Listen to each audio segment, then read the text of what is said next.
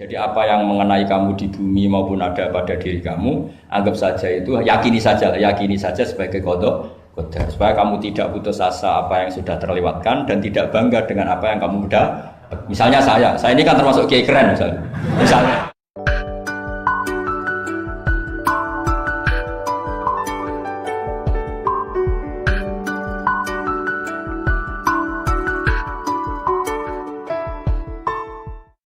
Ya.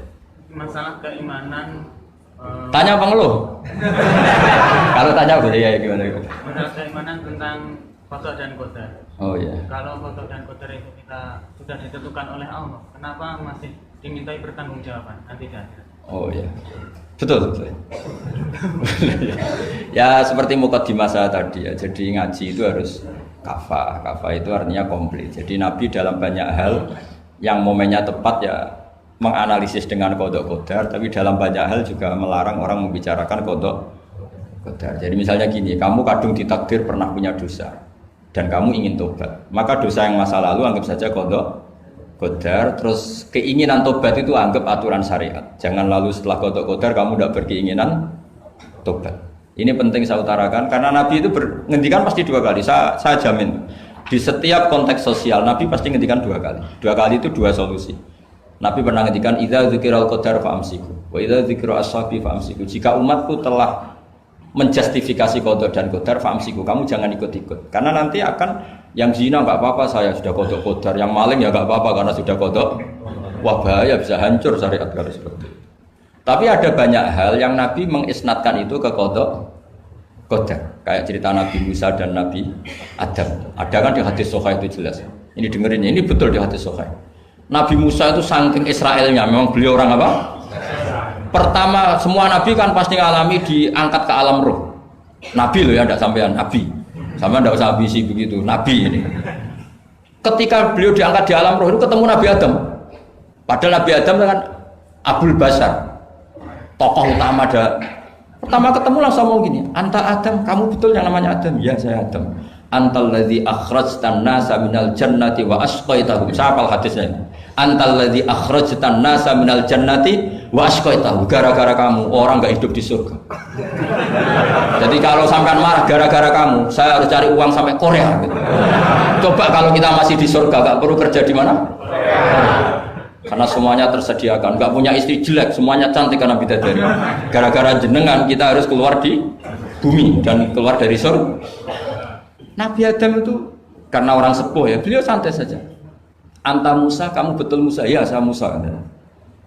Anta kalimu, ya saya kalimu. Anta Sofio, ya saya. Nabi Adam masih muji-muji rilek. Ini pentingnya orang bijak. Jadi kalau sama nanti ngelawan saya tetap bijak insya Allah. Tapi sampai bisa neraka, ngelawan kiai itu dosa. Dosa sekali, bukan dosa biasa, sangat dosa.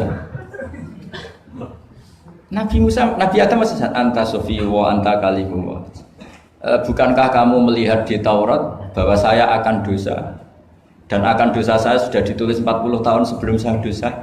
Iya ya Musa. Iya ya Nabi Adam, ya betul gitu.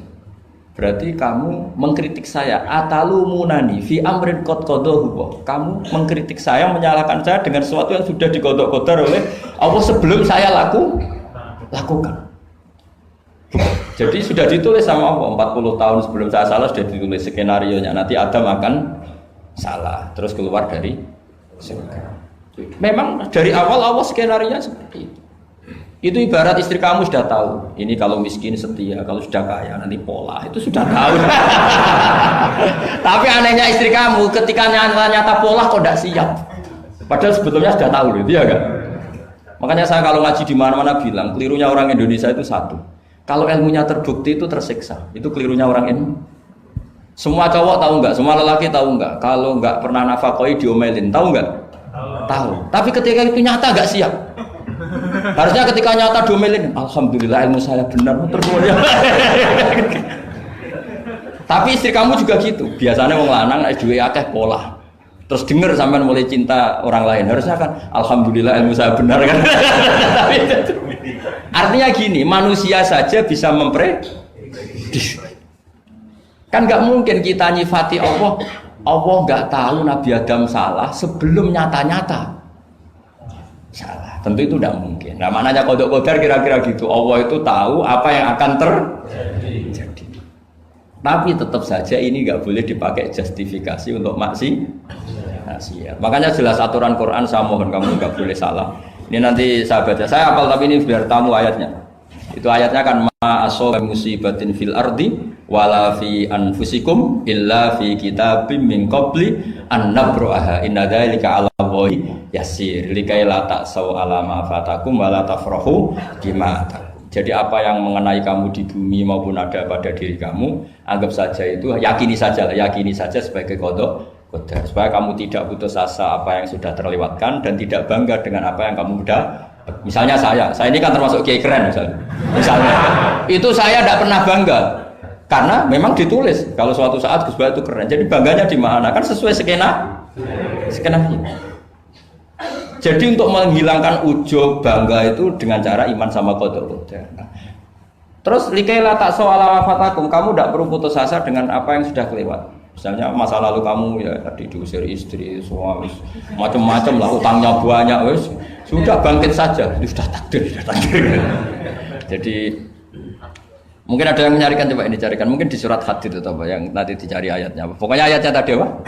Ma asoba min musibatin fil ardi wala fi anfusikum apa illa fi kitabim min qabli an nabraha inna dzalika 'ala Allahi yasir likaila taksau 'ala ma fatakum wala tafrahu bima atakum. Jadi qada qadar ditulis supaya kamu tidak putus asa menyesali apa yang sudah kelewat dan bangga kumoluhur terhadap apa yang kamu dapat. Jadi misalnya Pak Jokowi jadi presiden, untuk menghilangkan ujub ya, memang sudah ditulis kalau akan jadi, ya biasa saja sesuai skenario. Ya sama seperti sampean suatu saat tua, terus untukmu coplok, terus dredeg-dredeg, kepleset tiba. Soalnya harus senang saja. Zaman kamu muda juga sudah tahu kalau nanti akan seperti itu. Jadi kalau itu terjadi, ya sudah, memang akan seperti itu. Jadi ringan saja. Ini pentingnya ngaji. Jadi sesuatu itu mudah sekali kalau dianalisis dengan dengan ya cukup ya. Satu lagi aja jangan. Kalau nggak salah itu surat Hadid. Biar ditahukan suratnya. Diumumkan siapa? Surat apa? Hadid betul. Hadid 22. Hadid 22 ya. Hadid 22.